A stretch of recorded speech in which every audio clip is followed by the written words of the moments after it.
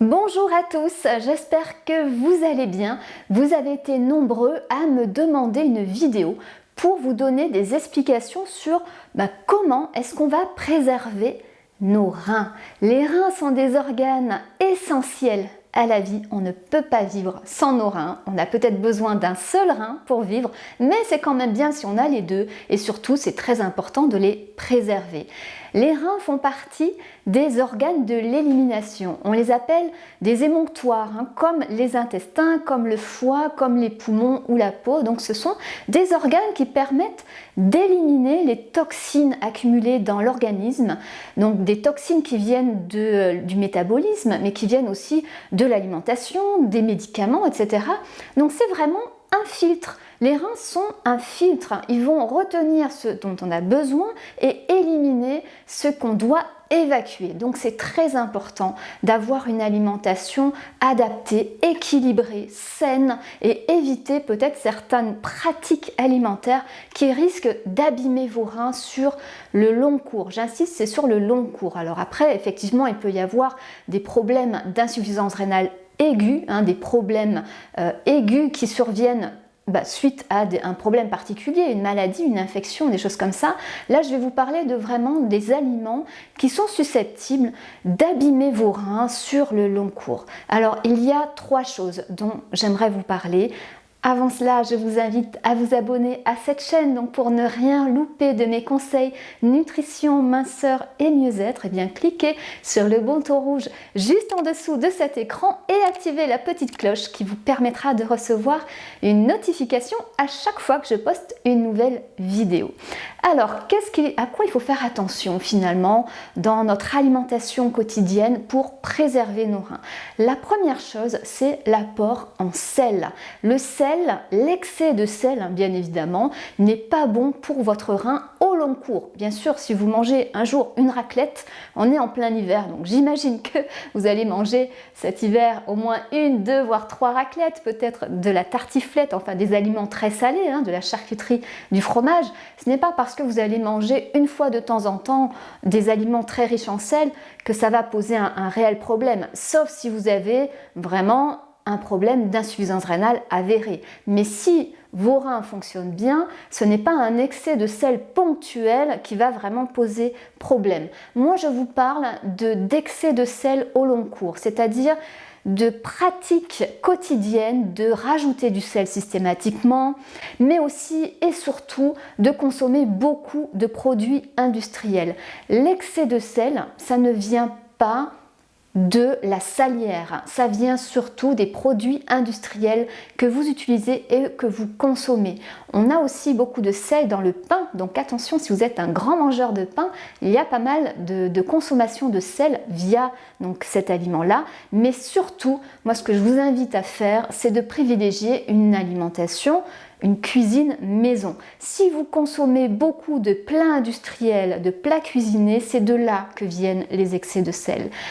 De combien de sel on a réellement besoin quotidiennement, finalement on a besoin de très peu de sodium, parce que dans le sel finalement qu'est-ce qui est important, c'est le sodium. Eh bien il y a très peu de carences, déjà je vous rassure, il y a très peu de risques de carence en sodium. Par contre l'excès de sel, donc ça c'est assez fréquent. Malheureusement l'idéal serait de consommer 6 grammes de sel par jour, et il y a quand même un certain pourcentage de la population qui dépasse les 10 grammes quotidiennement, donc ça commence à faire beaucoup.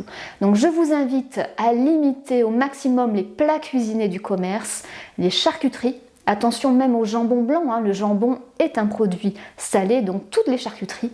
Les fromages, tous les fromages sont salés, certains sont plus salés que d'autres, tels que par exemple les fromages bleus, le roquefort, le bleu de Bresse, etc. Ça c'est des fromages assez salés. La feta aussi est riche en sel, mais c'est surtout la quantité. Voilà, si vous mangez une part de fromage par jour, il n'y a aucun problème. Si vous en mangez 100 voire 150 grammes par jour, ce qui correspond à plusieurs portions, là ça commence à faire beaucoup.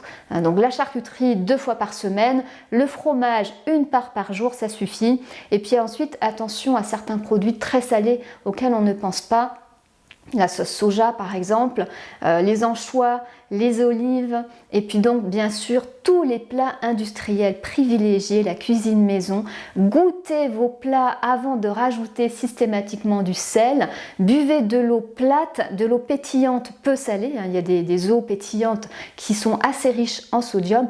Et vous allez donc éviter les excès de sel qui peuvent conduire, bien sûr au bout de X années, à une altération de la fonction rénale. Donc ça, c'était le premier point. Attention donc à ne pas abuser du sel et surtout donc des plats industriels qui en contiennent beaucoup.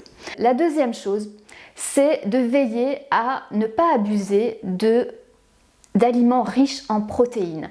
Les protéines sont un besoin quotidien, c'est-à-dire qu'on ne va pas les stocker, on va les éliminer. Donc si vous en mangez en excès, vous allez donner du travail supplémentaire à votre rein qui doit éliminer cet excès de protéines-là. Donc les protéines, on a besoin d'à peu près 1 gramme maximum de protéines par kilo de poids et par jour. C'est-à-dire que pour une personne qui pèse 65 kg, c'est 65 grammes de protéines grand maximum par jour. Attention parce que si vous avez un surpoids, ce n'est pas votre poids réel qu'on prend en compte pour ce calcul des besoins en protéines. On réajuste en fonction d'un poids de forme. Donc voilà, si vous pesez 85 kg pour 1,65 m, on ne va pas prendre 85 kg, donc 85 grammes de protéines par jour, ça ferait excessif. Donc attention à votre consommation de protéines, on n'a pas besoin de consommer de la viande midi et soir. C'est vrai que les protéines, c'est surtout une consommation excessive de produits carnés, de viande, de poisson, d'œufs, mais aussi de produits laitiers, donc laitage de tout type et fromage, ça apporte beaucoup de protéines. Et surtout, attention, si vous êtes sportif, que vous avez envie de prendre de la masse musculaire et que vous consommez allègrement des acides aminés, des poudres de protéines, etc., et bien ça, sur le long cours, ça peut vraiment altérer la fonction de vos reins et donc poser peut-être problème à un moment donné. Ça ne va pas se faire en quelques semaines, en quelques mois, mais sur des pratiques prolongées, je pense que c'est pas très bon. Encore une fois, si c'est juste une fois de temps en temps, c'est pas un problème, c'est vraiment une consommation excessive de protéines au long cours qui va vraiment altérer la fonction de vos reins. Je vous rappelle, les reins, ce sont les filtres de votre organisme qui permettent donc d'éliminer les déchets et le sel et les protéines. L'excès de protéines, ça passe par là, donc s'il y en a en excès au long cours, ça va finir par les abîmer. La troisième chose dont je voulais parler pour protéger vos reins, eh bien quand on doit éliminer les déchets, on doit boire de l'eau. Donc ce que je vous conseille, ce que je vous encourage, c'est de boire beaucoup d'eau, de boire de l'eau bien évidemment, d'éviter tout ce qui est soda, tout ce qui est excès de boissons sucrées, de jus de fruits, de boire de l'eau plate, de l'eau de source, de l'eau minérale peu minéralisée pour aider vos reins à éliminer correctement. Alors donc ça, c'était des conseils en cas de reins qui fonctionnent bien tout simplement, juste pour préserver la fonction rénale. Je ne vous ai pas parlé de conseils en cas d'insuffisance rénale. Pourquoi? Parce qu'en cas d'insuffisance rénale, c'est-à-dire quand les reins commencent à montrer une signe de faiblesse, qu'ils n'éliminent plus correctement, les conseils nutritionnels doivent s'adapter absolument aux possibilités d'élimination de vos reins. Il y a différents stades dans l'insuffisance rénale et selon les stades, on a des conseils nutrition qui sont très différents, notamment quant à la quantité d'eau qu'on peut boire, à la quantité de sel, la quantité de protéines. Donc ça, je vous encourage fortement à vous diriger vers votre médecin qui vous suit donc pour votre insuffisance rénale pour savoir comment adapter votre alimentation. N'hésitez pas à prendre contact avec un professionnel de la nutrition pour en discuter, pour adapter au mieux donc votre alimentation, votre nutrition par rapport aux possibilités d'excrétion rénale. Et puis je ne parle pas non plus de l'alimentation en cas de calculs rénaux qui est encore autre chose, quelque chose de différent. Moi je vous ai parlé aujourd'hui donc de reins qui sont sains, qui fonctionnent normalement et qu'on veut protéger, qu'on veut préserver. Donc attention dans ce cas aux excès de sel, aux excès de protéines et pensez bien sûr à bien vous hydrater. Voilà pour mes conseils, donc pour bien prendre soin de vos reins. N'hésitez pas à poser vos questions en commentaire, à liker cette vidéo, à la partager autour de vous. Et quant à nous, on se retrouve la semaine prochaine pour des nouveaux conseils nutrition, minceur et mieux-être.